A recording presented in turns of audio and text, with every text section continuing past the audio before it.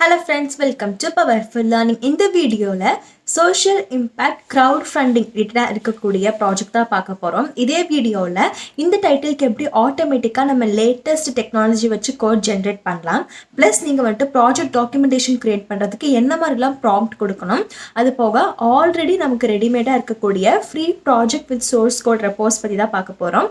வீடியோவை ஸ்கிப் பண்ணாமல் பாருங்கள். நானே இந்த வீடியோவில் காமிச்சிருக்கிற இந்த ரெப்போசிட்டரியை எங்கே ஆக்சஸ் பண்ணலாங்கிறத கிளியராக மென்ஷன் பண்ணியிருப்பேன். நான் இப்போ உங்களுக்கு காமிச்சிட்டு இருக்கிறது ChatGPT. ஸோ இந்த ChatGPTக்கு வந்துட்டு நீங்கள் ஃபஸ்ட்டு ஒரு கூகுள் அக்கௌண்ட் வச்சு நீங்கள் லாகின் பண்ணிக்கோங்க. அப்படி இல்லாட்டி மேனுவலாக ஃபர்ஸ்ட் நேம் லாஸ்ட் நேம் வச்சு ஃபில் பண்ணிக்கோங்க. இது பார்த்திங்கன்னா ஒரு ஆட்டோமேஷன் டூலுங்கிற மாதிரி சொல்லலாம். கோடிங்க்கு ஹெல்ப் பண்ணும், நம்ம படிக்கிறதுக்கு கரியர் டிப்ஸ் இந்த மாதிரி நிறைய இதுக்கு ஹெல்ப் பண்ணும். ஸோ உங்கள் எல்லாத்துக்கும் மோஸ்ட்லி தெரிஞ்சிருக்கும், தெரியாதவங்களுக்கு தான் இந்த ஒரு ஷார்ட் இன்ட்ரடக்ஷன். இதில் பார்த்திங்கன்னா நான் இப்போ என்ன ப்ராம்ப்ட் கொடுத்துருக்கேன்னா, provide code for final project title அப்படின்னு சொல்லி அந்த டைட்டில் என்னவோ அதை நான் மென்ஷன் பண்ணி அந்த ப்ராஜெக்ட்க்கு எக்ஸ்ப்ளனேஷனோட கொடுங்கிற மாதிரி சொல்லியிருக்கேன். ஸோ எனக்கு பார்த்தீங்கன்னா MERN ஸ்டாக்னு சொல்லுவாங்க, MongoDB எக்ஸ்பிரஸ் JS யூஸ் பண்ணி, அதே மாதிரி Node.js மெயினாக ரியாக்ட் வந்துட்டு ஃப்ரண்ட் எண்டாக வைக்கிற மாதிரி எனக்கு ஒரு ஃபுல் ஸ்டாக்காக ஒரு லேட்டஸ்ட் டெக்னாலஜி யூஸ் பண்ணி ஒரு ப்ராஜெக்ட் ப்ரொவைட் பண்ணியிருக்கேன். ஸோ இதில் பார்த்தீங்கன்னா ப்ராஜெக்ட் ஸ்ட்ரக்சர்னு போட்டு இந்த சோஷியல் இம்பேக்ட் க்ரௌட் ஃபண்டிங் ஃபோல்டருக்குள்ளே கிளைண்ட்டில் வந்துட்டு என்னெல்லாம் இருக்குது, அதாவது நான் ஆல்ரெடி சொன்ன மாதிரி இது React.js யூஸ் பண்ணுது. ஸோ அதுக்கான காம்பனன்ட்ஸ், இண்டெக்ஸ் அண்ட் ஆப்.js ஃபைல் இருக்குது. அப்புறம் சர்வர்னு வரும்போது பேக் எண்ட், அதில் வந்துட்டு route, server JS and DB models எல்லாம் இருக்கிற மாதிரி. அப்புறம் பேக்கேஜ் நம்ம Node.js யூஸ் பண்ணுறோம்ல, ஸோ அந்த எல்லா பேக்கேஜும் ரெலவெண்ட்டானது வந்துருச்சு.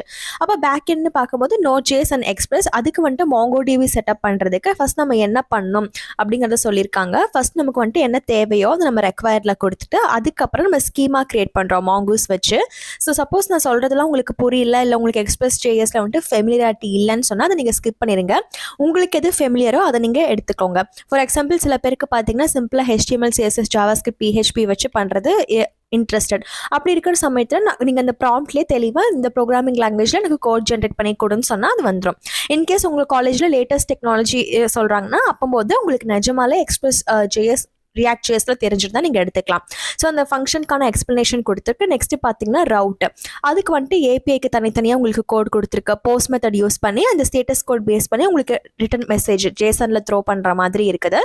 இன்கேஸ் உங்களுக்கு இந்த மாதிரி API கால்ஸ்லாம் எப்படின்னு தெரியல அப்படின்னு சொன்னால் நீங்கள் ஃபஸ்ட்டு கற்றுட்டு அதுக்கப்புறம் இந்த ப்ராஜெக்டை இம்ப்ளிமெண்ட் பண்ணுறது கொஞ்சம் கரெக்டாக இருக்கும். அப்படின்னா சர்வர் செட்டப்போட பார்ட் வந்துட்டு இங்கே கிளியராக கொடுத்துருச்சு. அந்த சர்வர் செட்டப்பில் ஃபஸ்ட்டு எக்ஸ்பிரஸ் நம்ம அந்த ஃப்ரேம்வொர்க் யூஸ் பண்ண போகிறோம்.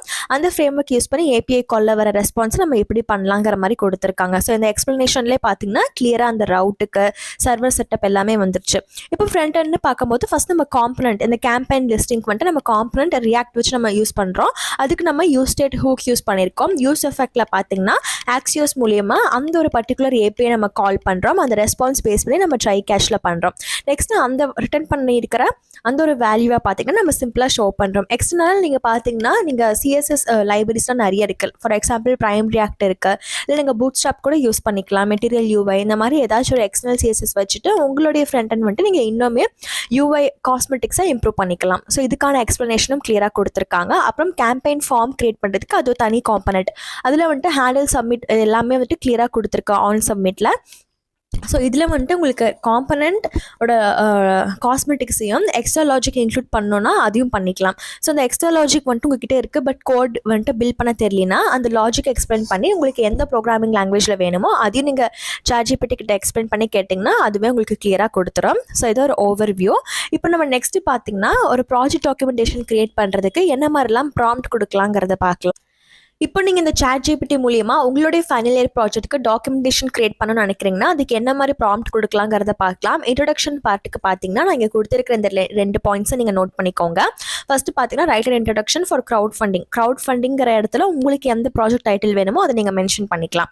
அதே மாதிரி இம்பார்ட்டன்ஸ் எப்படி மென்ஷன் பண்ணுங்கிற மாதிரி இந்த 2 ப்ராம்ப்ட்டை உங்களுக்கு நான் எக்ஸாம்பிளாக காமிக்கிறேன்.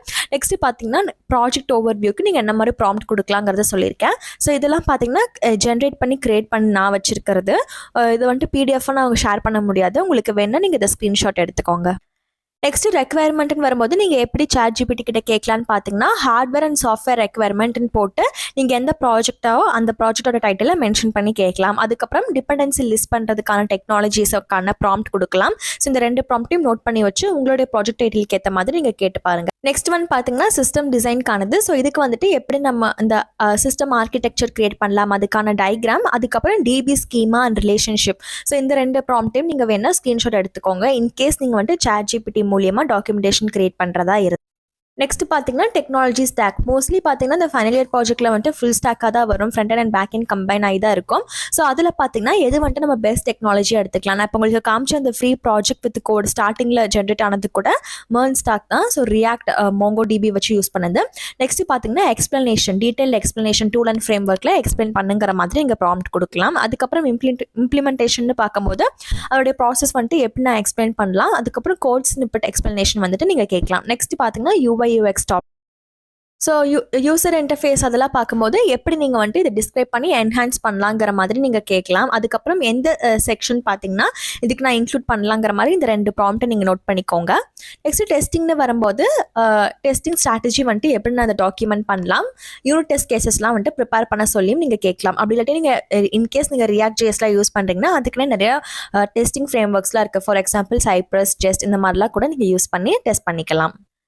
Challenges and solutions. ஸோ இதுலேயே பார்த்தீங்கன்னா ஒரு 2 எக்ஸாம்பிள் ப்ராம்ப்ட் இருக்குது. இந்த ப்ராம்ப்ட் எல்லாம் நீங்கள் யூஸ் பண்ணி ஒரு ஃபுல் டாக்குமெண்டேஷனும் நீங்கள் கிரியேட் பண்ணி ஓனாகவே ப்ரிப்பேர் பண்ணிவிட்டு நீங்கள் பிரிண்ட் எடுத்துக்கலாம்.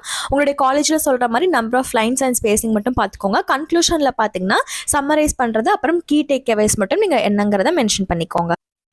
இப்போ நான் உங்களுக்கு ஆல்ரெடி இன்டர்நெட்டில் ஓப்பன் சோர்ஸாக அவைலபிளாக இருக்கக்கூடிய ப்ராஜெக்ட் தான் நான் இப்போ காமிக்கிறேன். இன்கேஸ் உங்களுக்கு GitHub கிட்லாம் ஃபெமிலியர் இல்லைன்னு சொன்னால் இந்த ஒரு ரெப்பாசிட்டரியை நீங்கள் எப்படி டவுன்லோட் பண்ணலாங்கிற மாதிரி தான் சொல்ல போகிறேன்.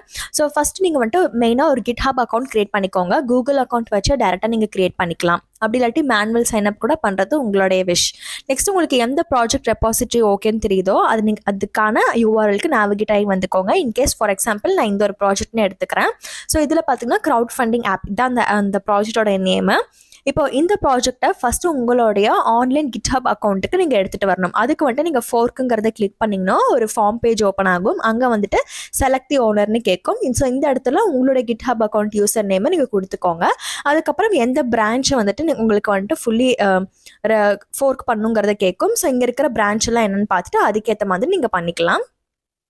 நெக்ஸ்ட் இதெல்லாம் ஃபில் பண்ணக்கப்புறம் ஓகே கொடுத்துட்டிங்கன்னா இந்த ஹோல் ரெப்பாசிட்டரியும் உங்களுடைய அக்கௌண்ட்டுக்கு கீழே வந்துடும். ஸோ அதுக்கப்புறம் உங்களுடைய லோக்கல் சிஸ்டமில் பண்ணுறதுக்கு இதெல்லாம் டவுன்லோட் பண்ணுறதுக்கு நிறைய ஆப்ஷன்ஸ் இருக்குது. ஸோ அதில் ஃபர்ஸ்ட் ஆப்ஷன் பார்த்தீங்கன்னா இந்த கோடுங்கிற க்ரீன் கலர் பட்டனை கிளிக் பண்ணிக்கோங்க. உங்களுக்கு in case git clone command CLI மூலியமாக தெரியும்னு சொன்னால் கிட் க்ளோனுங்கிற கமெண்ட் மூலியமாக கொடுத்துட்டு இந்த URL காப்பி பேஸ்ட் பண்ணிக்கலாம். அப்படி இல்லாட்டி GitHub டெஸ்க்டாப்னே தனியாக ஒரு அப்ளிகேஷன் இருக்குது. அதில் நீங்கள் GitHub அக்கௌண்ட் மூலியமாக லாகின் பண்ணி உங்களுடைய ஆன்லைன் கிட் ரெப்போவையும் உங்களுடைய லோக்கல் சிஸ்டம்ல நீங்கள் மர்ஜ் பண்ணிக்கோங்க.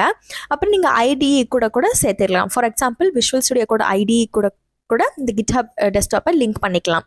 அதுக்கப்புறம் நீங்கள் அந்த GitHub டெஸ்க்டாப்லேயே க்ளோன்னு ஒரு ஆப்ஷன் இருக்கும். ஜஸ்ட் இந்த URL காப்பி பேஸ்ட் பண்ணால் ஹோல் இதுவுமே உங்கள் சிஸ்டம்க்கு ஆட்டோமேட்டிக்காக வந்துடும். அப்படி நான் சொன்னது உங்களுக்கு தெரியல இல்லை புரியலன்னா டவுன்லோட் ஜிப்னு கொடுத்தீங்கன்னா ஜிப் ஃபைல டவுன்லோட் ஆகும். அதை நீங்கள் அன்சிப் பண்ணிக்கலாம். இது பார்த்தீங்கன்னா நான் ஆல்ரெடி சொன்ன மாதிரி CLI உங்களுக்கு தெரிஞ்சிச்சுன்னா கிட் க்ளோன் கமெண்ட் மூலியமாக நீங்கள் இந்த ஹோல் ப்ராஜெக்ட்டை உங்கள் லோக்கல் சிஸ்டம்க்கு எடுத்துக்கலாம். நெக்ஸ்ட் ஒரு ரெப்பாசிட்டரியில் நீங்கள் வந்துட்டு முக்கியமாக பார்க்கக்கூடியது ரீட்மி ஃபைல். பட் எல்லா ஆத்தரும் ரீட்மி ஃபைலை ஆட் பண்ணுங்கிற அவசியம் கிடையாது. ரீட்மி ஃபைலில் வந்துட்டு இன்ட்ரடக்ஷன் இருக்கும். அப்புறம் இந்த ப்ராஜெக்டோடைய ஓவர்வியூ கொடுத்துருப்பாங்க. சம்டைம்ஸ் எப்படி டவுன்லோட் பண்ணலாங்கிறதெல்லாம் கொடுத்துருப்பாங்க. சைடில் பார்த்தீங்கன்னா இந்த மெயினாக என்ன லாங்குவேஜ் வச்சு பில்ட் பண்ணியிருக்காங்கிறத பார்க்கலாம். ஸோ இங்கே வந்துட்டு PHP, JavaScript, HTMLங்கிறத மென்ஷன் பண்ணியிருக்காங்க. PHPக்கான ஃபைல்ஸுமே உங்களுக்கு நிறைய இங்கே மென்ஷன் ஆயிருக்கு. ரீட்மி ஃபைலில் வந்துட்டு அவ்வளோக்கா எதுவும் கொடுக்கல. பட் சம்டைம்ஸ் பார்த்தீங்கன்னா ரீட்மி ஃபைலில் ஆத்தர் இதை எப்படி செட்டப் பண்ணும் ஓவர்வியூ இது எல்லாமே மென்ஷன் ஆயிருப்பாங்க. ஸோ இந்த க்ரௌட் ஃபண்டிங் டைட்டில் கிரியேட்டடாக பார்த்தீங்கன்னா GitHubல மொத்தம் 28 ஓப்பன் ரெப்பாசிட்டரிஸ் இருக்குது. அதில் உங்களுக்கு எது இன்ட்ரெஸ்டடோ அது நீங்கள் எடுத்து டவுன்லோட் பண்ணிக்கலாம். இல்லை இதில் கொடுத்துருக்கிற எந்த ரெப்பாசிட்டரியுமே உங்களுக்கு ஓகேவா இல்லைன்னா நான் ஸ்டார்டிங்கில் காமிச்ச மாதிரி நீங்களே ஆட்டோமேட்டிக்காக கோட் ஜென்ரேட் பண்ணிக்கலாம். வீடியோவில் காமிச்சோம் இந்த GitHubக்கான லிங்க் வந்துட்டு டிஸ்கிரிப்ஷனில் இருக்குது. வீடியோ டைட்டில் கீழே மோர்னு ஆப்ஷன் இருக்குது. அதை கிளிக் பண்ணுங்கள். திருப்பி மோர்னு ஆப்ஷன் வரும். அதில் லிங்க் டு அப்படியே கிளியராக மென்ஷன் பண்ணியிருப்பேன். ChatGPTக்கான லிங்க் வந்துட்டு நீங்களே கூகுள்லேருந்து ஃபெச் பண்ணிக்கலாம்.